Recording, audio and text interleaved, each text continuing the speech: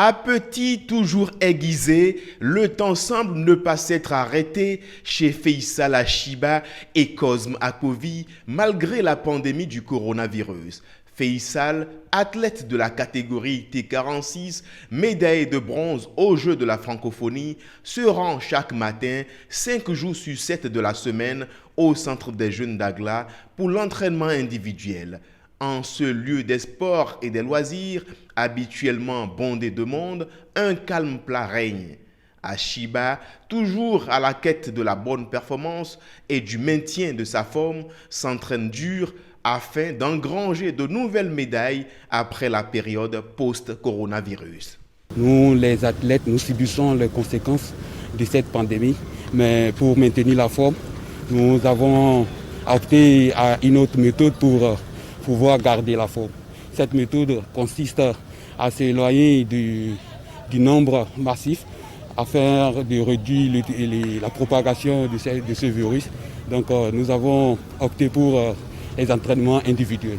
Depuis que j'ai commencé ma carrière, je n'ai pas réduit, je n'ai pas tenu compte de cette pandémie pour réduire les entraînements, mais seulement que c'est l'isolement qui me stresse un peu parce que mes amis me manquent, mes camarades avec qui je m'entraîne, c'est tout cela qui me manque seulement. Ils sont une poignée assortie de la maison pour les sports individuels. À Vodje, un autre quartier de Cotonou, Cosme Akovi, paralympien pratiquant du powerlifting, s'est abonné dans ce centre de musculation.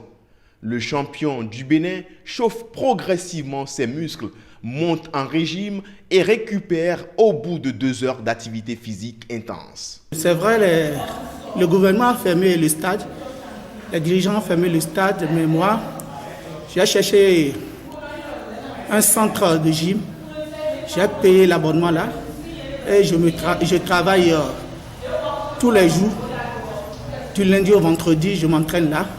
De Vodje, faisons un tour de l'autre côté des ponts à Akpakpa. Rendons-nous chez Isidore à Rwangbato. Il est devenu handicapé visuel 4 ans après son baccalauréat série D, alors qu'il était en année de maîtrise en sciences économiques. Il a vécu une tragédie grecque en 2006, mais l'eau a coulé sous le pont depuis et il prend du plaisir à vivre. Le goalball étant un sport collectif, par ces temps de Covid-19, il est à la maison, passe le clair de son temps à travailler sur son ordinateur. J'étais à un pas pour amorcer la préparation de mon mémoire de soutenance quand je n'arrivais plus à lire correctement. Mais depuis que cette pandémie mondiale est arrivée, on ne s'entraîne plus en groupe, chacun est chez lui. De Cotonou, direction Abidjan. La béninoise Faouziatou Ibrahima de Lyon Handisport, championne du Bénin Javelot assis, veut bien faire l'entraînement collectif, mais le centre le plus proche est transformé en lieu de confinement. Elle consacre donc du temps à sa famille.